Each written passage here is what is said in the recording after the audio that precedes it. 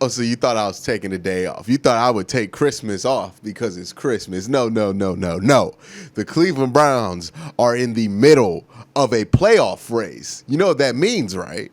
There's no days off in December or January or, hopefully up until after February, there will be no days off. So no days off here. The Cleveland Browns play the Jets this weekend, and it is a must-win game for the Cleveland Browns. The way the playoff lines up, the way the playoff situation goes down, I further detailed this in a video I dropped yesterday, but the way this all lines up is that the Browns can win and they get some help. They can be clinched. They don't have to worry about all of these things come week 17, but they got to take care of business this week, because if they don't win this game against the Jets, it starts to get real gloomy when it comes to these playoff hopes for the Cleveland Browns. But the question is this week, will the Browns be able to keep up their end of the bargain, or does this have all the smells and the trappings of, well, a trap game?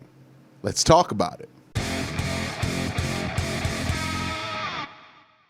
Real quick before I get this video started, I want to make sure I give a shout out to my Dog Check tier Patreon members. And as always, I start with Michael Matique, Greg Ealer, Seth Harrison, Corporal Nick Lopez, Nick Nasty, Mandela Moore, the only Browns fan in Wisconsin, Batman, Jake Phillips, Rush Shear, Barack Kumar, John Alver, Masayua, Budza Roland, Ethan Rindauer, James Nemo, Mac House, Reeve Hertz, Justin Cole, Philip Wilcoxon, Marie Vivert, Timothy McClure, Keith Anderson, Joshua Still, Sean Barron, Gagos Pisano, Dom Gazzulo, Ian Whitaker, Colin 216, Anthony Latham, Christian, Matt Bond, Dave Strong, Michael Stone, Soul Train, Charles Work, Dan in West Texas, Billy, Michael Holdenack, Josh Bendor, Dylan Hell, Andrew Sedejo, David Maldonado, Chad Gimme, Rex Kaufman, Edrin Hall, Moose Gentry, Patrick F., Austin Z., Mark Burnett II, Andre Griffin, Otis Wolf, IT Rex, Austin Bolin, Jesus Serrano, Joshua Paulus, Chris Fawns, Pick Down Browns Backers, Mark Kahn, Max Al Dojo, Beerman 069, SSJ Swift, Andrew Hirsch, Feeling Dangerous 113, Dave Mike May, John Cummings, Robert Germain, Cleveland BCI, Anthony O, Bobo Regretti, Stuart Moore, TJ Showman on cue, Mark M, Jalil Salim Sr., Martha Crusnut, Ryan T, Jonathan Fredericks, CK, Eric Green, Joseph Stevens, and Water Bear Marketing. Again, guys, thank you so much for joining the Patreon, supporting me there. It makes all of this stuff possible. I know you guys have noticed a lot of the upgrades going on with the channel. You guys make that happen. Thank you so much for your support. And speaking of improvements, well, the Browns cannot afford not to continue to improve. They've been on a pretty good run here. They need to continue to improve. They cannot afford to fall asleep or overlook anything. Because if they do overlook this game, if they do get caught by surprise by the Jets, there will be nothing to overlook.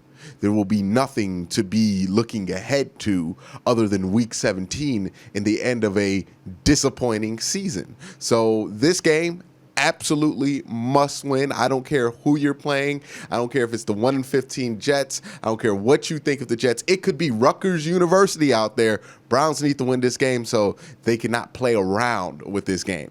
And the Jets are fresh off a victory, which should raise some eyebrows for Cleveland Browns fans. I know it's raised an eyebrow for Kevin Stefanski. So when you're asking yourself the question of, is it even possible for the Jets to upset the Browns? Obviously it is. They upset a first place LA Rams team that has a lot of similarities as Cleveland Brown team. So definitely it can happen. How can that happen? What needs to happen to avoid that happening? Well, let's dissect the game. And we're going to first start on the defensive side of the ball for the Cleveland Browns.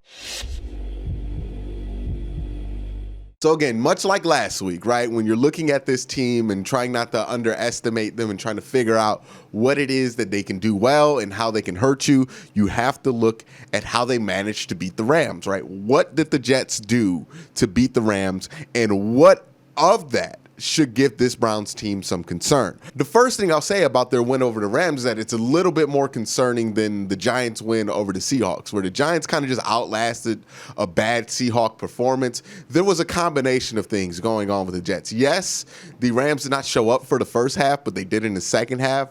But it was more or less the Jets playing well that beat the Rams than the Rams beating the Rams. I felt like when the Seahawks lost, it was the Seahawks beating the Seahawks. So this is a little bit more of an impressive victory. Also, again, the Rams run a offense that is closely related to what Kevin Stefanski runs here, so that has to give you some concern that the Jets were able to stop that. Now, they won't be with Quinton Williams, which is going to be a significant drop, but something to be noticed. Also, Sam Darnold had a really good game against, one of the better defenses in the NFL. You look at the Cleveland Browns, the defense, nowhere near one of the better defenses in the NFL. So a lot to be concerned about when you look at how this Jets team performed last week and how that could affect how the Cleveland Browns could perform this week. The Jets can get pressure with their defensive line with or without Quinton Williams, even though Quinton Williams does make a big difference there. And also, they can run up the middle with Frank Gore. Again, two things that this offense can do, or offense and defense, this team can do,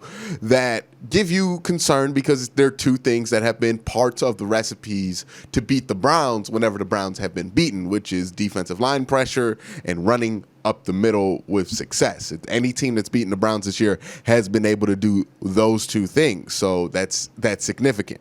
Now that we've pointed out what the threat is with the Jets, how do the Browns stack up against those threats? Is it good? Is it bad? Well, the Jets run a ton of short plays. In a way, it's a practice for Pittsburgh because they kind of run an identical offense to Pittsburgh in some respects, where it's a lot of shotgun, a lot of screen plays, a lot of check downs, a lot of not calling and dialing up your quarterback to go downfield because you're either afraid of him making a bad decision and turning the ball over, or you don't think he's capable of being accurate enough downfield. One of those two things are definitely the case, but those similarities are going to be intact for the last 3 weeks, right? You play Colt McCoy, can't go downfield. You're going to play Sam Darnold, who can go downfield but hasn't done it successfully without turning the ball over in the NFL. And then you're going to play Ben Roethlisberger, who his history is tremendous, but the recent history has been concerning in that front. So the Browns are going to be able to kind of be protected there in a way because the Browns' safeties have been a massive problem. Now, you might get healthier. You could even get Ronnie Harrison back this week, which is like, if you can, that's awesome. But we know the back end has been the problem for the Browns secondary, especially when Denzel Ward is healthy. So a team not attacking that back end is going to be something that's helpful for the Cleveland Browns. And if you don't believe me, just look at Sam Darnold's passing chart versus the Rams. You'll see where almost all of the passes are within that, 5 to 10 yard area. Very rarely he will go downfield. That just is what it is. That's what the play calling has been like for Sam Darnold all season. It's just how they feel comfortable using him. I don't expect that to change this week. Also, they run a ton of screens there in New York. And the one thing the Browns can actually do well on defense is outside run like we saw versus Derrick Henry and screens. For whatever reason, they can do those two things. They can't stop an inside run to save their lives, but they can do those two things at a pretty high level. Also, the Jets don't have a great offensive line. Now, Myles Garrett has not been Myles Garrett since he's come back off the C list, but I wouldn't rule out that he comes back into form pretty soon here. Hopefully that's the case. I know he had a pretty rough bit last week, but maybe he comes back into form here. That's the hope. Again, they don't have a great offensive line. You still got Larry Ogunjobi. You're probably going to have Sheldon Richardson, who's practiced this week, and Olivier Vernon. So, you should be able to get pressure. Whether Myles is going to have a Myles-like performance or not, you should still be able to kind of attack in that way. And also with Denzel Ward in the secondary, I think it kind of shores up a lot of things, especially when it comes to the ability to stop the outside runs and the short stuff on the outside when it comes to these screens and everything. Denzel Ward is pretty vital in that. So even given that Sam Darnold did do well against the Rams, you have to look at how he did well and dissect that and say, does that translate to what the Browns defense does not and does do well? Unfortunately for Sam Darnold, it doesn't, because what he was able to do, the short intermediate stuff that had a lot of success versus the Rams, it's the inverse with the Cleveland Browns. The Browns can actually do a lot of that stuff well, and they'll get turnovers if you throw a lot of those, short to intermediate balls. The problem with the Browns defense has always been the back end. Well, if you're not willing to attack that back end, it's not as big as a problem as we saw with the New York Giants. So the Browns defense is in a good position here. It's a good matchup for them. What they need to do, obviously, they need to pressure Darnold. Obviously, they need to create turnovers. So the main goal here is you're going to want to force the Jets to, one, be under pressure all game, and also take away their checkdowns. And if you do those two things, I think you'll get the turnovers, right? Sam Darnold will throw you a few if you take those two away. And also, the Browns need to do a better job in containing scrambling quarterbacks. It's been a problem all season, and Sam Darnold can scoot a little bit, so you have to be concerned about that. You don't want to give Sam Darnold any safety valves. You don't want to give him any screens, any quick you want to take away all his safety valves and force him to do more franchise level quarterback stuff. When you force Sam Darnold to do those things, that's where the flaws in the development of Sam Darnold shows, because sometimes he'll be late on a read, sometimes he'll be late on a ball, sometimes he just won't see something and he'll throw a turnover. So that's what you need to do if you're the Cleveland Browns defense. That should be the game plan going in. Now let's talk about the offense. Now, the Jets and the Giants share a lot of similarities on defense. These are teams that have good back ends and also good interior defensive lines. While the Jets have a more pass rushing focus interior defensive line, the Giants have a more run-stopping focus interior defensive line. I think they'll both hold up well early on against the run, especially if the Browns try to go up the middle a lot. I think where the Browns are going to have more success is with Kareem Hunt this week. Kareem Hunt can get outside, and he can get outside in a little bit more of a hurry than Nick Chubb can. Sometimes Nick Chubb likes to be a little bit more patient, hesitant, and sometimes that costs him. With Kareem Hunt just he's like a bullet out of cannon. He just shoots straight forward and out there. And I think if you get the edge, right, if you're able to get that edge on the Jets defense, then you're able to gash them pretty significantly, because they're not fast in that second and third level. Their DBs aren't fast. They're starting undrafted free agents, and their linebackers aren't fast. So once you get that corner with a screen or with Kareem Hunt doing a stretch, I think once you get there, you can get them for a few more yards. So I think that's what's going to be heavy rotation for this offense. A lot of screens, a lot of Kareem Hunt, a lot of outside zone, a lot of stretch runs, all these things to kind of get the edge, because once you get it and get past that defensive line, which is pretty fast, once you get past that defensive line to that second level, they're not very fast, and you can get like 15-yard chunks on them like that. So I'd expect a heavier use of Kareem Hunt this week, more so than Nick Chubb. Nick Chubb can also do this, and, if he gets going, then that's going to be its own problem for the Jets. But one of those two, you're going to want to get him to the edge, because if you do get to the edge, you can break through and get a lot of chunk plays on this defense. Players on the Jets defense to watch, not just for this game because he's a good player, but also when you're looking at, what the Browns need to do in free agency. We all know the free safety position has been a question mark for this team. A guy like Marcus May is somebody you want to keep your eyes on, because he is going to be a free agent this year. He might not be super high priced, and he's a guy who's used to being able to rotate, play a role,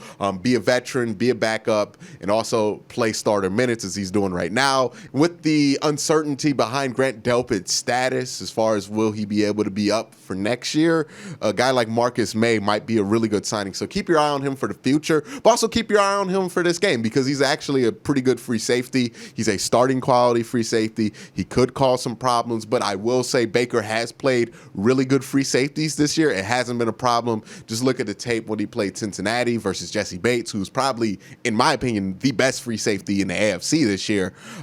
Baker did a really good job manipulating zones and trying to take Jesse Bates out that game.